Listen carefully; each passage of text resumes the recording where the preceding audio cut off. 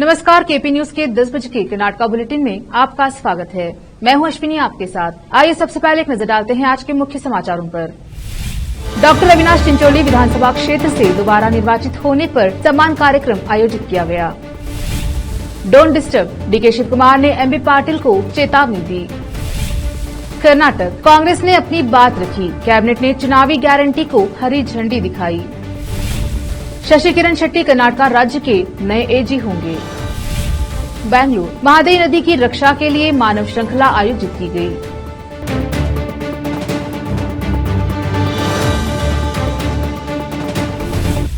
समाचारों का सिलसिला शुरू करते हुए देखते हैं समाचार विस्तार से। पहले समाचार स्थानीय। चिंचोली विधानसभा क्षेत्र से दोबारा निर्वाचित हुए डॉक्टर अविनाश जाधव का सम्मान कार्यक्रम आयोजित किया गया। सभी को विश्वास में ले और पूरे समाज के विकास के लिए कड़ी मेहनत करे। उर्वरक और रसायन मंत्री भगवंत खुबा ने उन सभी को धन्यवाद दिया जिन्होंने हमारे विधायकों को फिर से निर्वाचित करने के लिए दिन रात काम किया। कलबुर्गी ब्रह्मपुरा पुलिस थाने से जुड़े एक हेड कांस्टेबल ने रविवार को कर्नाटका के जिला सशस्त्र रिजर्व मुख्यालय कलबुर्गी में अपने आवास पर कथित रूप से आत्महत्या कर ली। पुलिस ने यह जानकारी दी। मृतक की पहचान चिमनाचो के मूल निवासी 47 वर्षीय पांडुरंगा के रूप में हुई है। आज कर्नाटका राज्य में पूर्व प्रधानमंत्री राजीव गांधी की पुण्यतिथि कार्यक्रम बेंगलुरु के इंदिरा गांधी भवन में मनाया गया। इस दौरान एक ऐसा वाकया सामने आया है जहां उप मुख्यमंत्री डीके शिव कुमार ने मंत्री एमबी पाटिल से नाराज हो गए और कहा, एमबी पाटिल अब बात न करे, शांत रहे। केपीसीसी कार्यालय में डीके शिव कुमार ने कहा, मैं किसी की नहीं सुनता, मेरे पास 30 साल का अनुभव है। वरिष्ठ अधिवक्ता 47 वर्षीय शशि किरण शेट्टी कर्नाटका के नए महाधिवक्ता होंगे। उन्होंने प्रभुलिंगा के नवदगी का स्थान लिया, जिन्होंने पिछली भाजपा सरकार के दौरान एजी के रूप में कार्य किया था। Shetty national law school of India university के पूर्व छात्र हैं, जहां उन्होंने 1998 में बीए एलएलबी ऑनर्स के साथ स्नातक किया। 13 सितंबर 1975 को जन्मे शशि किरण शेट्टी कर्नाटका के पूर्व लोकायुक्त और उच्च न्यायालय के सेवानिवृत्त न्यायाधीश न्यायमूर्ति पी विश्वनाथ शेट्टी के पुत्र हैं। अपने 23 वर्षों के अभ्यास के दौरान शेट्टी ने संविधान कानून, प्रशासनिक कानून, परिवार कानून, खनन, ऋण वसूली और बैंकिंग सहित कई मामलों को संभाला है। वर्तमान में वह बेंगलुरु में एक प्रमुख कानूनी फर्म शेट्टी और हेगड़े एसोसिएट्स के प्रबंध प्रमुख हैं। उन पर विश्वास जताने के लिए सरकार को धन्यवाद देते हुए नए एजी ने कहा कि जहां तक सरकारी मुकदमों का संबंध है, उनकी प्राथमिकता कर्नाटका उच्च न्यायालय, सर्वोच्च न्यायालय और राज्य की अन्य अदालतों के समक्ष मुकदमेबाजी की लंबिता को कम करना होगा। शेट्टी के अनुसार यह कानून विभाग और कानून अधिकारियों को मजबूत करके और विभिन्न अदालतों में लंबित कितने मामलों को उच्च न्यायालय और सर्वोच्च न्यायालय द्वारा कवर किया गया है और निर्णयों द्वारा कवर की गई कार्यवाही के निपटान के लिए संबंधित अदालतों को स्थानांतरित करने के लिए किया जा सकता है।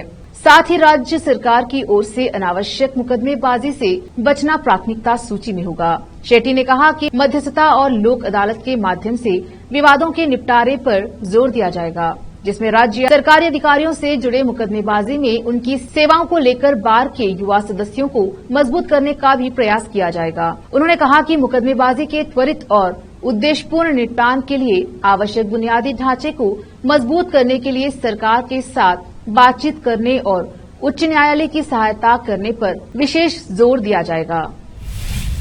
बेंगलुरु समाज के सभी वर्गों के लोगों ने शनिवार को पणजी उत्तरी गोवा में मिरामार्ग और कारांजलेम समुद्र तट पर एक मानव प्रार्थना श्रृंखला में भाग लिया। कई लोगों ने महादोई नदी पर विशेष रूप से रचित गीत गाए और नदी की रक्षा के नारे भी लगाए, जो गोवा की जीवन रेखा है। अभियान के संयोजक इतिहासकार प्रजल सकरदांडे ने कहा कि महादोई नदी के मुद्दे पर जागरूकता फैलाने के लिए लोगों ने मानव श्रृंखला में भाग लिया। इस पहल के लिए artivist collective, Goa heritage action group और save Mhadei save Goa front के सहयोग से एक साथ आए थे। गोवा फॉरवर्ड पार्टी के विधायक विजय सरदोई ने कहा कि यह गोवा के सम्मान, गौरव और भविष्य की लड़ाई है। सरदोई ने कहा कि गोवा के लोगों को एकजुट होना चाहिए और हमारे लिए जीवन की नदी को फिर से हासिल करने के उद्देश्य से एक ताकत के रूप में लड़ना चाहिए। नेता प्रतिपक्ष अलेमाओ ने कहा कि हम हमेशा महादोई नदी के लिए लड़े हैं और हमारी महादोई जगोर, हमारी जीवन रेखा मां महादोई के लिए जारी रहेगी। यह ट्रबल इंजन बीजेपी सरकार है जिसने कर्नाटका की कलसा बंडूरी परियोजना की विस्तृत परियोजना रिपोर्ट DPR को अवैध रूप से मंजूरी दे दी है। यह मुख्यमंत्री प्रमोद सावंत के नेतृत्व वाली भाजपा सरकार की जिम्मेदारी है कि वह केंद्र सरकार पर दबाव बनाए और वापस ले। DPR उन्होंने कहा, गोवा और कर्नाटक वर्तमान में नदी के उस पार कलसा-बंडूरी बांध परियोजना के विवाद में शामिल हैं, जिसकी सुनवाई एक केंद्रीय न्यायाधिकरण द्वारा की जा रही है। रोकते हैं समाचारों का सिलसिला, लेते हैं छोटा सा ब्रेक। अच्छी शिक्षा और अच्छा कॉलेज हर छात्र छात्राओं की खोज होती है और अगर ये दोनों एक साथ मिल जाए तो छात्र प्रसन्नता के साथ शिक्षा के क्षेत्र में आगे बढ़ते हैं। छात्र छात्राओं की पसंद और उनकी बेहतर शिक्षा का बीदर शहर में एकमात्र केंद्र ज्ञाना सुधा एजुकेशन सोसाइटी बीदर की ओर से चलाया जाने वाला ज्ञाना सुधा PU college for science Bidar. यहाँ पर विशाल क्लासरूम और बेहतर वातावरण में और योग्य शिक्षकों द्वारा बेहतर शिक्षा दी जाती है। साथ ही यहाँ पर बस के अलावा दूसरी सुविधाएं भी उपलब्ध हैं। ज्ञाना सुधा PU कॉलेज बीदर में साल 2023-24 के लिए PUC first year, PUC second year के लिए एडमिशन ओपन हो चुके हैं। आज ही चले आइए और एडमिशन कराइए और इस कॉलेज में शिक्षा प्राप्त करके सक्षम बनिए। ज्ञाना सुधा PU college for science Bidar 2023-24 के लिए ज्ञाना सुधा PU साइंस कॉलेज में एडमिशन्स ओपन हैं और आपके बच्चों के बेटर फ्यूचर के लिए ज्ञाना सुधा ज्वाइन करिए और उसके लाभ उठाइए। और हमारे पास जो क्वालिटी एजुकेशन है वो हर बच्चे के लिए अफोर्डेबल है और वो भी मिनिमम फीस में और बेस्ट क्वालिटी आपको मिलेगा। और यहाँ पे आपको बस फैसिलिटीज़ है और बाकी सब सुविधाएं हैं जो भी बहुत कम प्राइस में और जो भी बेटर फ्यूचर के लिए आपके बच्चे के फ्यूचर के लिए ज्वाइन करिए ज्ञाना सुधा PU कॉलेज साइंस। अभी हमारे पास ज्ञाना सुधा PU कॉलेज साइंस में कंसेशन चल रहा है। आप बिफोर रिजल्ट आके एडमिशन कराएंगे तो आपको 20,000 का कंसेशन मिलेगा। वो भी हम ये सोच रहे हैं कि गरीब से गरीब या अफोर्डेबल प्राइस में बच्चों को अच्छा एजुकेशन मिले बोल के हम ये कंसेशन रख रहे हैं सो दैट कल्याण कर्नाटका में जो हर तरह के लोगों को अच्छा एजुकेशन मिले बोल के। धन्यवाद।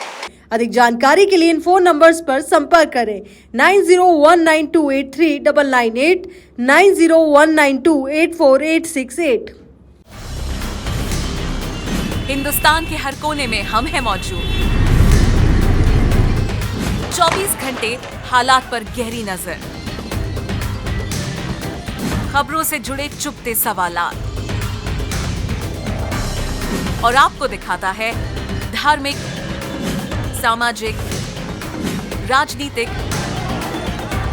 लोकल और इंटरनेशनल न्यूज की सबसे बेहतर कवरेज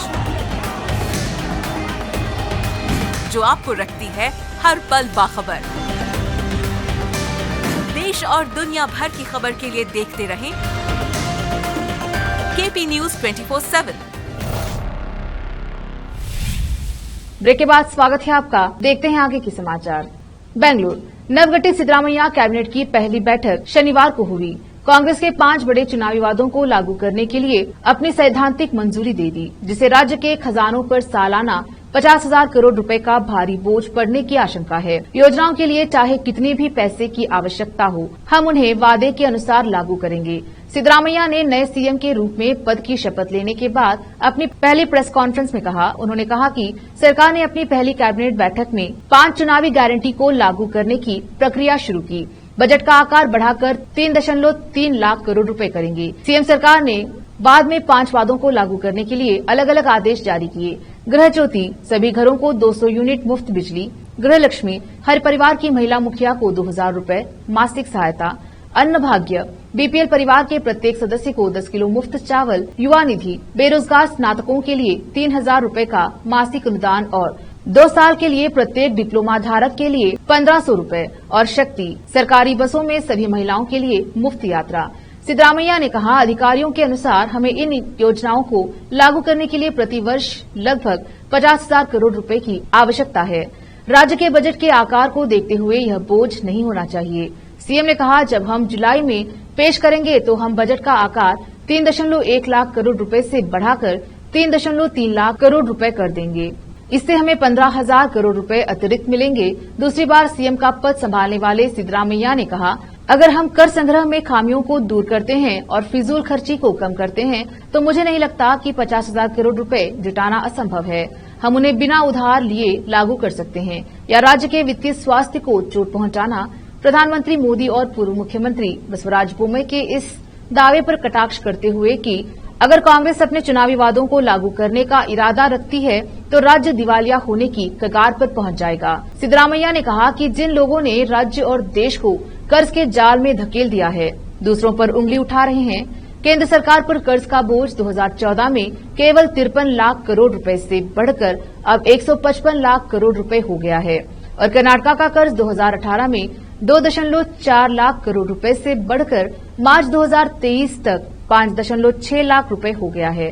यह दिखाता है कि सिद्धरामैया ने कहा कि उन्होंने राज्य और केंद्र को कितनी बुरी तरह से प्रबंधित किया। सिद्धरामैया ने तर्क दिया, कर्नाटका करों में केंद्र को सालाना 4 लाख करोड़ रुपए का योगदान देता है, लेकिन बदले में उसे केवल 50,000 करोड़ रुपए मिलते हैं। राज्य को इसके उच्च योगदान को देखते हुए लगभग 1 लाख करोड़ रुपए मिलने चाहिए। मैंगलोर कस्तूरबा मेडिकल कॉलेज की वर्षगांठ और वार्षिक पुरस्कार समारोह का आयोजन टीएमए पॉल हॉल में किया गया। Multi commodity exchange of India limited के अध्यक्ष डॉक्टर हर्ष कुमार भानवाला ने कहा कि ग्रामीण क्षेत्रों में लोगों को न्यूनतम लागत पर स्वास्थ्य सेवाओं की आवश्यकता है और युवा डॉक्टरों को ग्रामीण क्षेत्रों को अधिक प्राथमिकता देनी चाहिए। देश के कई ग्रामीण हिस्सों में डॉक्टरों का सांप्रदायिक परिवर्तन हुआ है। उन्होंने कहा कि यह काबिले तारीफ है। मणिपाल माहे के कुलपति लेफ्टिनेंट डॉक्टर एमडी वेंकटेश ने कहा कि केएमसी मैंगलोर सामूहिक उपलब्धि के पथ पर आगे बढ़ रहा है और कथ्य को बेहतर तरीके से प्रबंधित करने के लिए सभी के सहयोग की आवश्यकता है। पुरस्कार प्रदान किया गया। संहिता डी को केएमसी के विभिन्न वर्षों के मेडिकल छात्रों के लिए बेस्ट आउटगोइंग स्टूडेंट अवार्ड से सम्मानित किया गया। Public health foundation of India के अध्यक्ष डॉक्टर संजय रोड़ा के साथ कुलपति doctor Dilip G Nag, doctor Sharad K Rao, associate dean doctor B Suresh Kumar Shetty, doctor Pramod Kumar उपस्थित रहे। केएमसी मैंगलोर के डीन डॉक्टर उन्नीकृष्णन ने स्वागत किया। सहायक डीन डॉक्टर श्रीकला बलिका ने धन्यवाद ज्ञापित किया। डॉक्टर गगन बजाज और डॉक्टर सरस्वती श्रीराम ने कथ्यक्रम सुनाया। हुबली यूएस धारवाड़ में जेकेएमएस यूनिट के प्रमुख नोडल अधिकारी डॉक्टर आरएच पाटिल के अनुसार उत्तर कर्नाटका में अगले कुछ दिनों तक भीषण गर्मी जारी रहने की उम्मीद है। दुर्भाग्य से इस अवधि के दौरान उच्च तापमान से कोई राहत नहीं मिलेगी। हालांकि अगले 5 दिनों तक कर्नाटका के उत्तर आंतरिक हिस्सों में कुछ स्थानों पर गरज बिजली और तेज हवाओं के साथ हल्की से मध्यम बारिश की संभावना है। अगले 3 दिनों में बंगाल की खाड़ी, अंडमान और निकोबार द्वीप समूह में उत्तर पश्चिम मानसून की गति के लिए एक अनुकूल दृष्टिकोण है। मानसून किस गति से आगे बढ़ता है, इस पर कड़ी नजर रखी जाएगी। डॉक्टर पाटिल ने किसानों को सलाह दी कि वे बुआई के लिए अपने खेतों को तैयार करें और मानसून के आगमन में देरी होने पर वैकल्पिक फसलों पर विचार करें। मानसून के बारे में अपडेट होते ही कृषक समुदाय को प्रदान किया जाएगा। उन्होंने किसानों से मौसम के पूर्वानुमान के आधार पर अपनी कृषि गतिविधियों की योजना बनाने का अनुरोध किया। वडसे होबली के हटियांगगढ़ी व होमाड़ी क्षेत्र में अवैध रेत खनन व परिवहन के संबंध में खान एवं भूतत्व विभाग की कुंदापुर तालुका भूवैज्ञानिक संध्या के कार्यवाही कर 5 टिप्पर लॉरी जब्त की गई। वरिष्ठ भूविज्ञान संदीप जी.यू. के मार्गदर्शन में खनन एवं भूविज्ञान विभाग को हटियांगड़ी गांव के हट्टी कुदूरू और हेमदी गांव के कन्नड़क कुदूरू में पंचंगवाली नदी से अनधिकृत रेत खनन और परिवहन के बारे में जनता से प्राप्त शिकायत पर हट्टी कदुरू में एक अभियान चलाया गया और बालू से भरे 4 लॉरी जब्त किए गए। साथ ही रात के 1 बजे कन्नड़ कुदुरू में एक छापेमारी की गई और रेत से भरी एक लॉरी जब्त की गई। भूवैज्ञानिक ने मामला दर्ज किया है और आगे की कानूनी कार्यवाही तक रेत के अनधिकृत परिवहन के लिए इस्तेमाल होने वाली 4 लॉरी को कुंदापुर ग्रामीण थाना सुपरडी में रखा गया है और एक लॉरी कुंदापुर थाना सुपरडी में रखी गई है। उनके परिवार में पत्नी, बेटी और 2 बेटे हैं। सभापति 1994 में कर्नाटका कांग्रेस पार्टी के टिकट पर उडुपी विधानसभा क्षेत्र से विधायक चुने गए थे। बाद में केसीपी का कांग्रेस में विलय हो गया और वह 1999 में कांग्रेस उम्मीदवार के रूप में उडुपी से फिर एक बार चुने गए। 2004 के चुनाव में वे भाजपा के रघुपति भट्ट से हार गए। 2012 के लोकसभा चुनाव में सभापति जेडीएस में शामिल हो गए और उडुपी चिकमंगलूर निर्वाचन क्षेत्र के लिए चुनाव लड़ा। सभापति दक्षिण कन्नड़ जिला पंचायत के सदस्य थे। उन्होंने दक्षिण कन्नड़ से युवा कांग्रेस अध्यक्ष के रूप में भी काम किया।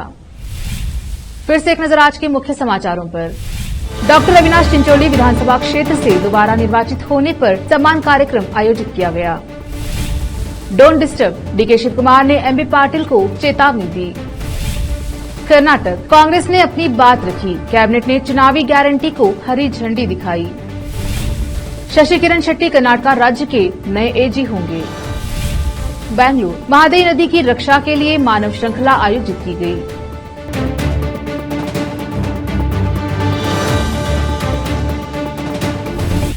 केपी न्यूज के कर्नाटका बुलेटिन में आज इतना ही। देखते रहिए केपी न्यूज 24/7। धन्यवाद।